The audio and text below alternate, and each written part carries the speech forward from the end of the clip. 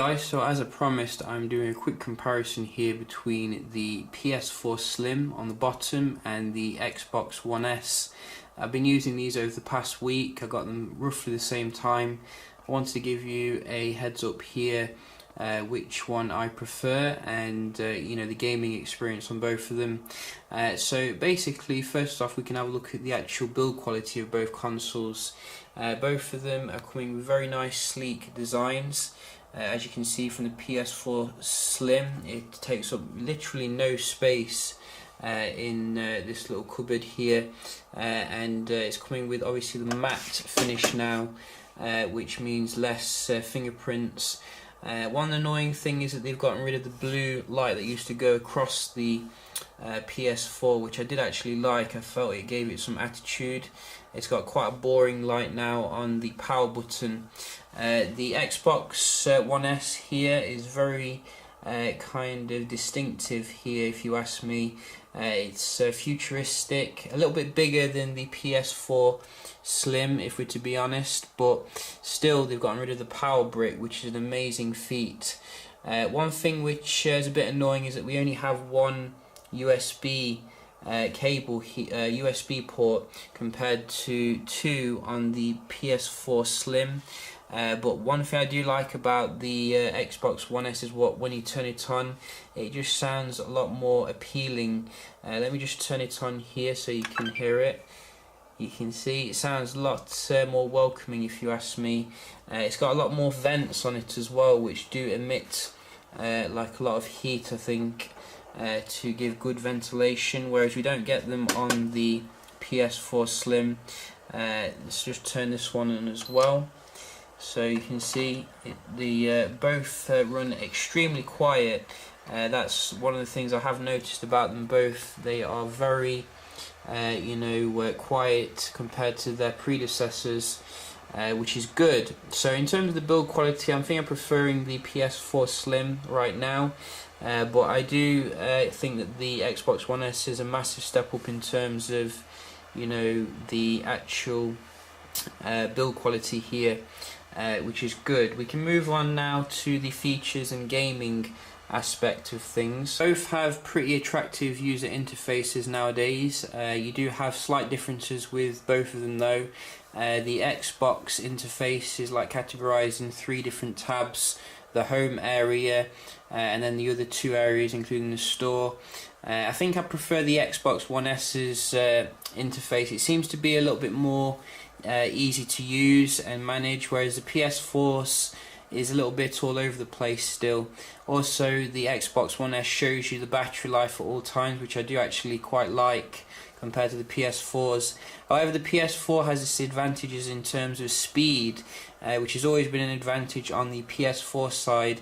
Windows and stuff seem to open a little bit more snappier than on the Xbox side. Like on the Xbox side, when you start up the console, you're waiting ages to just get past the logo.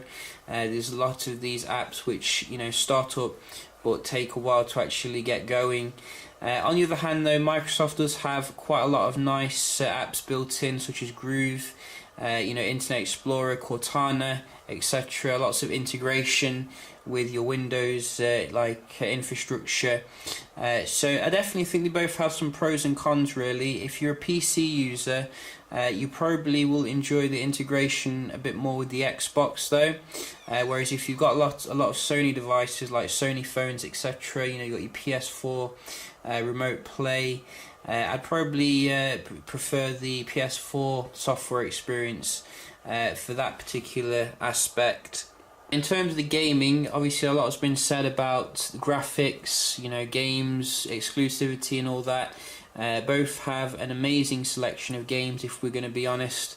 On the PS4 you do have a lot of exclusives, Japanese exclusives like Bloodborne. You got the Dark Souls games, and Uncharted 4, which is what I'm playing here. The graphics are absolutely fantastic, just like on the PS4, but not a massive step up really. You know, if you're looking for the massive step up, probably best to wait for the PS4 Pro in November, where you're going to get the you know, massive hardware upgrades.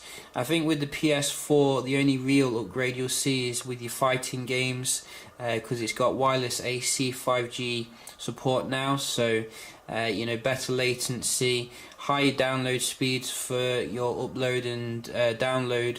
You know, like when you've got updates and things like that, 20 gigabyte updates all the time, that's not going to be such an issue now.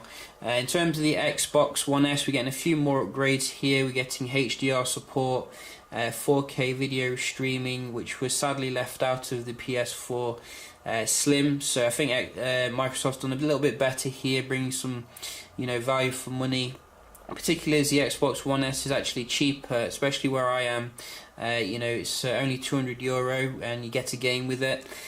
So the graphics capability, I think, is a little bit less than the PS4s in this generation, but obviously the Scorpio is coming in a year, so that's going to even things, I think. But I think most gamers are going to be very happy actually with the graphical capabilities. I've been comparing Uncharted 4 with Tomb Raider, and really I couldn't see a difference. Both have amazing locales, and you know, I think PC setups now, you know, with the latest GTX cards, kill both consoles anyway. So if you're just looking for casual gaming, you know, to kick back at the end of the day, you'll be very happy with both of them, I think.